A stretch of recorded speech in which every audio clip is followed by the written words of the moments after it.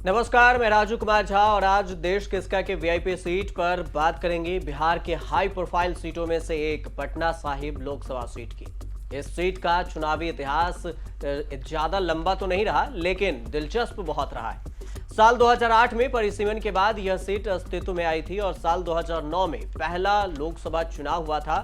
तब से अभी तक यहां पर सिर्फ कमल ही खिला है।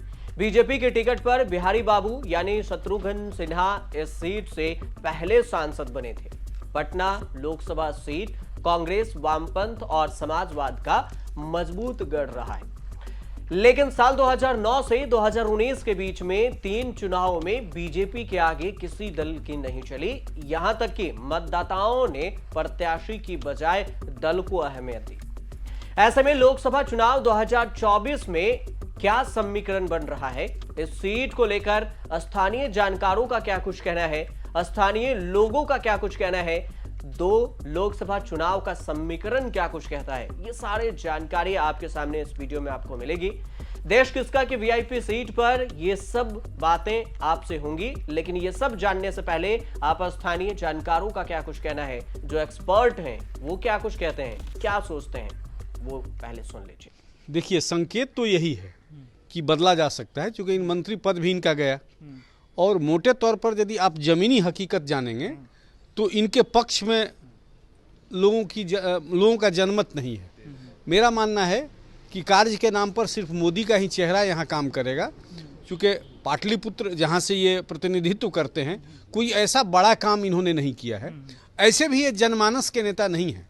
ठाकुर प्रसाद के सुपुत्र होने के नाते और इनका कुछ सहभागिता रहा है पार्टी के स्तर पर, लेकिन संगठन कहें या सरकार के नाम पर इनकी कोई बहुत बड़ा योगदान नहीं रहा है। तो पार्टी इनको वहन करे और अपने ऊपर ढोए, मेरा मानना है कि ऐसी गलती बीजेपी नहीं करेगी और प्रत्याशी बदला जाना तय है। लेकिन इसकी भूमिका वो कहाँ तक कर पा रहे हैं वो पिछले 10 सालों से दिख रहा है।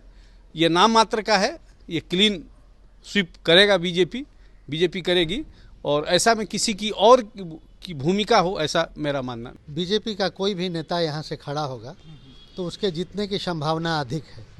रविशंकर प्रसाद चूँकि एक बौद्धिक नेता हैं, बीजेपी को चाहिए कि इन्हें सूचना तंत्र में भले इस्तेमाल करे, जमीनी नेता नहीं है, पब्लिक इनसे खफा है।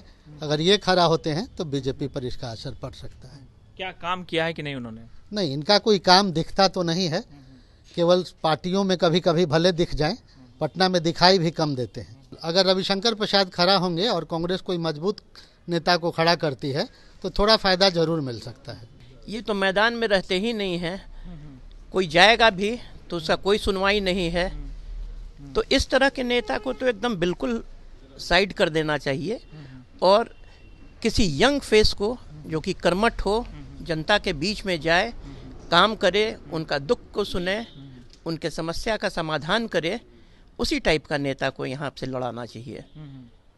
वैसे तो भाई हवा मोदी जी का है, लहर है बीजेपी का, कोई भी खड़ा हो जाएगा, बीजेपी ही जीतेगी। रविशंकर प्रसाद ने कितना काम किया है? इनका 0 काम है फील्ड में, कोई काम इन्होंने नहीं किया है, सिर्फ भाषण दिया है, अच्छे वक्ता हैं, अच्छा बोलते हैं, लेकिन जनता को अच्छे वक्ता और अच्छे बोलने वाले से क्या मतलब है। हाँ, उनको तो जो धरातल पर काम करे उसी तरह के नेता की ज़रूरत है। इसलिए हमको नहीं लगता है कि इनको तो शीघ्र यथासंभव शीघ्र इनको साइड कर देना। रविशंकर प्रसाद प्रवक्ता है तो कोई हवा ही आएगा ये, लेकिन बीजेपी जीतेगी। बीजेपी जीतेगी। रविशंकर प्रसाद ने काम किया या नहीं? ने काम नहीं किया। हाँ? काम नहीं किया और काम लायक है भी नहीं। विकास नहीं हो पाया आपके? विकास का मतलब कि वो ज़्यादातर जो है प्रवक्ता के रूप में काम किए, और नहीं तो फिर पटना आना नहीं है, दिल्ली में बैठ करके जो भी काम किए हो कई किए होंगे, यहाँ तो उनका कोई काम दिखता नहीं। ये पटना साहिब का दुर्भाग्य है कि यहाँ पर रविशंकर प्रसाद जैसे नेता यहाँ से सांसद बन के गए, मोदी लहर में उनके नैया पार लग गई। लेकिन 2 चीज़ें हैं, मैं आपके प्रश्नों को सुन रहा था, काम के लिहाज से आप पूछ रहे थे कि उन्होंने कोई काम किया है नहीं किया है। देखिए, एक सांसद एक क्षेत्र विशेष में बहुत ज्यादा कुछ करने की भूमिका में नहीं रहता है। सांसद की सक्रियता या काम तब दिखता है जब केंद्र प्रायोजित योजनाओं को अपने क्षेत्र में वो लाने में सफल हो जाए, या अपने क्षेत्र की किसी विशेष समस्या को केंद्र सरकार के नोटिस में या स्थानीय राज्य सरकार के नोटिस में डलवाने में वो सक्षम हो जाए। दुर्भाग्य है कि ये दोनों काम में रविशंकर प्रसाद असक्षम रहे हैं। रविशंकर प्रसाद एक तरीके से पैराशूट नेता हैं, पैराशूट एंट्री उनकी हुई, और चूंकि 2019 में लहर इतनी तेज थी नरेंद्र मोदी के नाम का कि उनकी बैतरनी पार लग गई। इस बार भी बैतरनी पार लग जाएगी, इसमें भी कोई संदेह नहीं है, इसलिए कि जो धारा 2019 में थी उस धारा में और इजाफा हो गया है। लेकिन अगर बैतरनी पार लग जाती है रविशंकर प्रसाद की ही, तो ये इस क्षेत्र के लिए दुर्भाग्यपूर्ण होगा। तो क्या बीजेपी कुछ फैसला ले सकती है, बड़ा बदलाव हो सकता है? ये बीजेपी का इंटरनल मामला है, वो फैसला लेगी या नहीं लेगी, हमारा होना चाहिए या नहीं? मेरे को लगता है कि आपकी रिपोर्ट भी बीजेपी देखेगी और 50 तरह का सर्वे भी उनके पास होगा। ये बीजेपी का इंटरनल मामला है, लेकिन क्षेत्र विशेष की और जनता के हिसाब से हम अगर सोचते हैं तो मुझे लगता है कि बीजेपी ही नहीं, हर पार्टी को इस तरीके के हवाई नेताओं से बचना चाहिए। डेमोक्रेसी है, लोकतंत्र है, यहाँ जो लोग के बीच से निकलने वाला व्यक्ति तंत्र में जाकर बैठे, ये तंत्र से निकले हुए व्यक्ति हैं जो लोक में आकर बैठे हुए हैं, इनकी लोक की समझ ही इनकी नहीं है।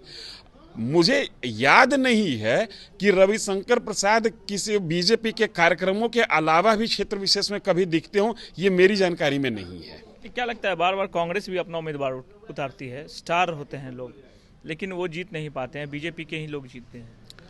देखिए, एक तो कि कांग्रेस का बिहार में कोई जमीन नहीं है, और जो माहौल है उस माहौल में खासकर लोकसभा चुनाव के मद्देनजर अगर हम सोचते हैं तो आम जनमानस में बीजेपी के प्रति सकारात्मक माहौल है। तो जो आप कांग्रेस की कह रहे कि कोई स्टार आ जाता है, एक्चुअली है क्या कि आज की राजनीति का सबसे बड़ा स्टार जो है वो बीजेपी के पास है। तो उसके सामने जो बाकी स्टार आते हैं, जिनको आप फिल्म स्टार्स के शायद उस तरीके का आप पेज 3 स्टार की बात कर रहे हैं, शत्रुघ्न सिन्हा भी थे पहले उम्मीदवार। तो एक्चुअली है क्या कि शत्रुघ्न सिन्हा भी रविशंकर प्रसाद के बड़े ही भाई थे, वो कोई दूसरे नहीं थे। हमको लगता है कि जनता से जुड़ने में इनके चचा थे वो। ये तो कम से कम अगर जो साल भर में 365 दिन में 5 दिन दिखते हैं तो वो 5 घंटा दिखने वाले नेता थे। ये एक्चुअली लोकतंत्र का कोड है, ऐसे नेताओं का जीतना। ऐसे नेताओं से हर पार्टी को, हर कंस्टिट्यूएंसी को मुक्ति मिलनी चाहिए। 2009 और 2014 के चुनाव में रिकॉर्ड मतों से जीत दर्ज करने वाले शत्रुघ्न सिन्हा जब बीजेपी से पाला बदल 2019 के चुनाव में कांग्रेस प्रत्याशी के रूप में मैदान में उतरे तो मतदाताओं ने उन्हें नकार दिया। बीजेपी के रविशंकर प्रसाद ने कांग्रेस के शत्रुघ्न सिन्हा को 2 लाखों से पराजित किया। परिसीमन के बाद 2009 और 2014 के लोकसभा चुनाव में शत्रुघ्न सिन्हा बीजेपी के टिकट पर सांसद बने थे। अगर पटना साहिब लोकसभा सीट के समीकरण को समझें तो 2014 के लोकसभा चुनाव परिणाम को देखना जरूरी हो जाता है। 2014 के चुनाव परिणाम कहते हैं कि बीजेपी की तरफ से शत्रुघ्न सिन्हा 4,85,905 वोट से जीते, 55.07% रहा। कांग्रेस कुणाल सिंह जीते, 2,01,000 वोट मिला, 24.95%। जेडीयू से डॉक्टर गोपाल प्रसाद 9124 रहा, 10.32% वोट शेयर। प्रवीण अमनुल्ला 16,321 वोट, 1.86% रहा आपकी तरफ से उतनी। पटना साहिब लोकसभा निर्वाचन क्षेत्र में 6 विधानसभा क्षेत्र शामिल हैं, बख्तियारपुर, दीघा, बांकीपुर, कुम्हरार और पटना साहिब। इसके अलावा फतुहा भी आता है विधानसभा सीट। 2019 में जदयू बीजेपी के साथ आने से समीकरण कुछ बदल गया। पटना साहिब सीट बीजेपी का अभेद गढ़ मानी जाती है। 2019 में बीजेपी से टिकट कटने पर शत्रुघ्न सिन्हा ने बगावत कर दी थी और कांग्रेस का दामन थाम लिया। कांग्रेस के टिकट पर उन्होंने बीजेपी के कद्दावर नेता रविशंकर प्रसाद के खिलाफ मैदान में चुनाव लड़े। इस चुनाव में उन्हें शर्मनाक हार का सामना करना पड़ा था और रविशंकर प्रसाद जीत गए थे। 2019 लोकसभा चुनाव के समीकरण को अगर समझें तो बीजेपी की तरफ से रविशंकर प्रसाद मैदान में उतरे। कांग्रेस की तरफ से शत्रुघ्न सिन्हा उतरे, 3,22,849 वोट मिला, 32.87% वोट शेयर रहा। हालांकि पटना साहिब बनने से पहले पटना कांग्रेस और भाकपा का गढ़ रहा है। यहां से पहले सांसद कांग्रेस के सारंगधर सिन्हा रहे हैं। 1962 में क्षेत्र की पहली महिला सांसद कांग्रेस की नेत्री राम दुलारी सिन्हा बनी। इसके बाद भाजपा के रामावतार शास्त्री ने कांग्रेसियों से सीट छीन ली। शास्त्री 3 बार 1967, 1971 और 1980 में सांसद चुने गए। इंदिरा विरोधी लहर में 1977 में यहां से जनता पार्टी के महामाया प्रसाद सिन्हा समाजवाद का परचम लहराया और इसके बाद प्रसिद्ध चिकित्सक डॉक्टर सीपी ठाकुर ने एक बार फिर से कांग्रेस और 2 बार बीजेपी प्रत्याशी के रूप में जीत हासिल की। जदयू बीजेपी ने फिर साथ आने से समीकरण को 2019 की तरह ही अब हो गया है। दोनों अब एक साथ आ गए हैं। 1984 के बाद यह समाजवादी और बीजेपी का गढ़ बन गया है। इस बार जनता दल, राजद और बीजेपी का बारी बारी से इस पर कब्जा रहा है। 1967 में बीजेपी के प्रोफेसर शैलेंद्र नाथ श्रीवास्तव ने कांग्रेस और वाम के किले को ध्वस्त कर दिया। रामकृपाल यादव 1993 में और 1996 में जनता दल और 2004 में आरजेडी के टिकट पर सांसद बने। 2009 में कांग्रेस ने इस सीट पर अभिनेता शेखर सुमन को उतारा और इसमें बीजेपी की तरफ से शत्रुघ्न सिन्हा उतरे। चुनाव हारने के बाद शेखर ने राजनीति से संन्यास ले लिया, किनारा हो गए। तब कांग्रेस ने 2014 में भोजपुरी अभिनेता कुणाल सिंह पर दांव खेला, हालांकि वह भी हार गए। 2019 में कांग्रेस ने बीजेपी के बागी शत्रुघ्न सिन्हा को मैदान में उतारा और उस बार वो भी हार गए। इस सीट के कई सांसद मंत्री भी रहे हैं। पहले सांसद सारंगधर सिन्हा संविधान सभा के सदस्य बने। रामदुलारी देवी भी केंद्रीय मंत्री रही और राज्यपाल रही हैं। महामाया सिन्हा यहां से सांसद बनने से पहले 1 साल बिहार के सीएम रहे। डॉक्टर सीपी ठाकुर, शत्रुघ्न सिन्हा और सांसद रविशंकर प्रसाद भी केंद्रीय मंत्री रह चुके हैं। पटना साहिब के जातीय समीकरण को समझने से पहले जनता क्या कुछ कहती है, अब वो भी समझ लीजिए, क्योंकि जनता सबसे जरूरी है। 2024 में चुनकर तो जनता ही भेजेगी। लड़ने के लिए तो सब लड़िए रहा है, मगर यहाँ से इस क्षेत्र से तो उसे विधायक को दिया जाए। जो मौजूदा सांसद हैं उनसे आप लोग संतुष्ट नहीं?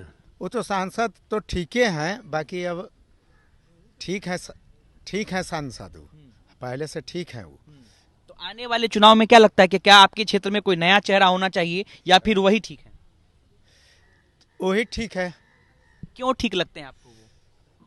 पहले से तो काम की ही है। अच्छा, चुनाव के बाद उनको पहले कभी नहीं देखा गया। मतलब हम लोग पानी में डूबते भी रहे तो कभी दिखे नहीं। माने यहाँ के लोग को इतना तकलीफ हो रहा था, फिर भी वो कभी देखना अथी नहीं किए। उससे बेहतर तो हमारे पाटलिपुत्रा के सांसद हैं कि आज भी जाइए गांधी मैदान तो वो हर आम जन से मिलते हैं। सांसद के रूप में पाटलिपुत्रा सांसद का हम फुल सपोर्ट करते हैं। और आपके सांसद उस रेथी में कैटेगरी में नहीं है। नहीं। तो आप क्या चाहते हैं, क्या यहाँ से कोई नया चेहरा हाँ, एकदम नया होना चाहिए। कि सांसद महोदय तो नजर आते नहीं हैं हमारे क्षेत्र में, लोकसभा क्षेत्र में। इससे बढ़िया है कि सबसे रामकृपाल यादव को यहाँ टिकट दे दिया जाए। मगर वो तो पाटलिपुत्रा, हाँ वो तो पाटलिपुत्रा लोकसभा। हमारे सांसद मिलते कहाँ हैं हम लोग से? कभी क्षेत्र में उनको देखे ही नहीं है। अच्छा, कभी नहीं देखे? कभी देखवे नहीं किया ना, उनको कभी मिले हैं हम लोग। अच्छा, बाढ़ से भी आपका इलाका ग्रसित होता है कभी कभी अगर पानी आता है? बिल्कुल, जब भी जल जमाव की व्यवस्था खराब है यहाँ व्यवस्था, बहुत खराब। हाँ, पानी पड़ता है तो पूरा पानी ही जम जाता है। जिसको टिकट देगी उसको हम लोग को वोट देना मजबूरी है। अब भाजपा को ही वोट देंगे हम लोग। हम लोग तो चाह रहे हैं कि नितिन नवीन हो, ऋतुराज सिन्हा हो, युवा चेहरा है, ये लोग आए मजबूती से। मतलब इन लोगों के साथ हम लोग भी रहेंगे, ये लोग भी हम लोग के साथ मजबूती के साथ रहेंगे। अभी तक जितने लोगों से मैंने बातचीत की, लगभग लोग चूंकि बीजेपी के सबको आप लोग सपोर्ट करते हैं तो मजबूरी में वोट देना पड़ता है रविशंकर प्रसाद को। हमने तो शत्रुघ्न सिन्हा को भी वोट दिया, आज तक शत्रुघ्न सिन्हा को देखा भी नहीं, और उनको वोट दिया हम लोग। तो ये तो रविशंकर बाबू है, काबिल आदमी है, पढ़े लिखे हैं, वकील है, स्थानीय मतलब वो रह चुके हैं। वैसे तो हम लोग कार्यकर्ता के नाते मिलते हैं जुलते हैं, काम तो होता ही है, लेकिन हम लोग चाह रहे हैं कि कोई युवा भी मिले तो उसमें हम लोग को कोई आपत्ति नहीं। नितिन नवीन हो, ऋतुराज सिन्हा हो। सांसद महोदय तो अपने व्यक्तिगत बहुत अच्छे हैं, लेकिन इस मोहल्ला में कभी जीते तो आए नहीं। 10 साल से सांसद हैं। हाँ, सांसद तो 10 साल से हैं और यहाँ कभी फिर लोग से संपर्क वो नहीं किए। वो इतना न व्यस्त रह गए कि कभी आकर जनसंपर्क नहीं किए।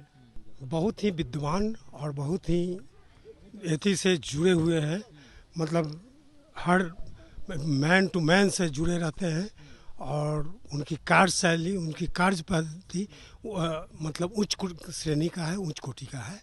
और ये अलग बात है कि ये कहीं हमको इस चुनाव के बाद नहीं नजर आए हुए, लेकिन कार्य तो वो अपने तरीके से करते हैं और जो भी डेवलपमेंट है उन तक अगर मैसेज मिलता है तो वो करते हैं। और यहाँ सब लोग वर्कर हैं, उड़ तो रहते हैं लेकिन रहते नहीं है। सांसद साहब नहीं आते आपके क्षेत्र में? कभी देखे यही छोटी सी शिकायत है कि सांसद हमारे बीच नहीं आते हैं। इस सत्येंद्र वो अपना यहाँ कहते थे जे न फुर्सत न मिलल, ये लगी न जाही। ये जान लीजिए कि जेपी आंदोलन के पहला मीसाबंदी है और जब बीजेपी का यहाँ गठन हुआ, ठाकुर बाबू समाज से जुड़े हुए रहे, बीजेपी के रहे, आरएसएसिया रहे। ठाकुर बाबू उनके लड़के रविशंकर जी हैं। शायद ही बिहार का कोई पॉलिटिकल पावर का ऊंचाई का आदमी पार्लियामेंट्री फ्लोर पर जितना रविशंकर जी माने बीजेपी का शेयर करते हैं, तो उनको वो फाउंडर में भी है, उनके परिवार का फाउंडर है। ठीक है, आज के दौर में जो जनता के प्रति ज़्यादा सोशल माने डोर टू डोर घूमने का काम रामकृपाल जी ही करते हैं। आज तक में कोई ऐसा संसद नहीं हुआ कि जो पक्ष या विपक्ष में रामकृपाल जी उनके क्षेत्र का हो या बाहर के क्षेत्र का हो। वो बीजेपी में जब से आए या बीजेपी में नहीं थे तब भी वो रामकृपाल जी हर के दोस्त दुश्मन सबके पास जाते थे। उनका अलग रविशंकर प्रसाद को लेकर हम रविशंकर प्रसाद जी के बारे में हम बोल रहे हैं। रविशंकर प्रसाद जी उस ऊंचाई के आदमी हैं, काम में बहुत बिजी रहते हैं। नहीं, रविशंकर प्रसाद जी पहले ही लोग कह रहे हैं कि 75 साल के बाद अब रिटायरमेंट का उनका उम्र अब हो चुका। अब नए चेहरे का मौका दीजिए ना, कभी क्षेत्र में नजर आए हैं ना कोई काम किए हैं, इसलिए रविशंकर प्रसाद को नहीं मिलना चाहिए टिकट। आपके नजर में कोई चेहरा नजर आता है? जी, नितिन नवीन है, ऋतुराज सिन्हा है, ये दोनों एकदम युवा हैं। इन दोनों में से किन्हीं को मौका मिलना चाहिए। आप क्या कहेंगे सर? हाँ, वही कि रविशंकर प्रसाद को ऐसे नहीं होना चाहिए। नया चेहरा को मौका दीजिए हम लोग को। कभी उनको हम लोग देखे नहीं, नया चेहरा का मौका दीजिए कि हम लोग फिर आगे चल के देखें उनको। इस सीट पर लगभग 5 लाख से ज्यादा कायस्थों के अलावा यहां यादव और राजपूत मतदाताओं की खासी संख्या है। इस सीट पर अनुसूचित जाति की आबादी 6.12% है। आबादी और जाति समीकरण को समझे तो सवर्ण यहां पर 23.65%, कायस्थ 8%, यादव 17.10%, मुस्लिम 6.70%, दलित 15.66% है। हर मंदिर तख्त पटना साहिब में ही आता है, जिसे पटना साहिब गुरुद्वारा के नाम से भी जाना जाता है। सिख समुदाय के सबसे पवित्र तीर्थ स्थलों में से एक है यहाँ पर, और पवित्र गंगा के तट पर स्थित पटना बिहार में यह गुरुद्वारा सिखों के 10वें गुरु गोविंद सिंह की स्मृति में बनाया गया था।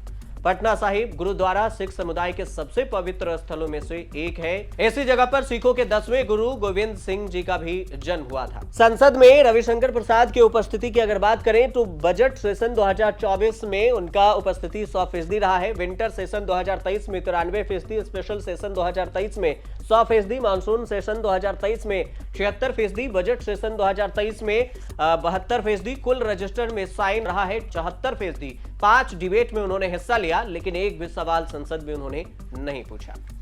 रविशंकर प्रसाद के अगर पर्सनल लाइफ की अगर बात करें तो केंद्रीय मंत्री रविशंकर प्रसाद ने अपनी पढ़ाई पटना यूनिवर्सिटी से ही की। जब रविशंकर प्रसाद पटना यूनिवर्सिटी से लॉ की पढ़ाई कर रहे थे तो उनकी पत्नी माया शंकर उस दौरान पटना विमेंस कॉलेज में पढ़ती थी। पटना यूनिवर्सिटी छात्र संघ चुनाव के दौरान दोनों एक दूसरे से पहली बार मिले थे, जिसके बाद मिलने का यह सिलसिला लगातार जारी रहा। लगातार मिलने के दौरान दोनों के बीच में शुरू हुई दोस्ती और दोस्ती प्यार में बदल गया। उसके बाद दोनों ने शादी करने का फैसला लिया और शादी भी कर ली। रविशंकर प्रसाद और माया शंकर दोनों एक दूसरे के साथ पिछले 39 सालों से हैं। परिवार में दोनों जोड़े के अलावा एक बेटा और एक बेटी भी है। रविशंकर प्रसाद अपने कॉलेज के दिनों में पटना यूनिवर्सिटी छात्र संघ के सहायक महासचिव भी रह चुके हैं। रविशंकर प्रसाद का जन्म बिहार की राजधानी पटना में ही हुआ। उनके पिता ठाकुर प्रसाद पटना हाईकोर्ट के वरिष्ठ वकील थे। रविशंकर प्रसाद के राजनीतिक जीवन की शुरुआत 1970 में एक छात्र नेता के रूप में हुई थी। रविशंकर प्रसाद ने तत्कालीन प्रधानमंत्री इंदिरा गांधी के खिलाफ हो रहे विरोध प्रदर्शन में भी बढ़ चढ़कर हिस्सा लिया था और जयप्रकाश नारायण के नेतृत्व में चल रहे छात्र आंदोलन, जिसे जेपी आंदोलन कहा जाता है, उसमें सक्रिय नेता के रूप में भी काम किया था।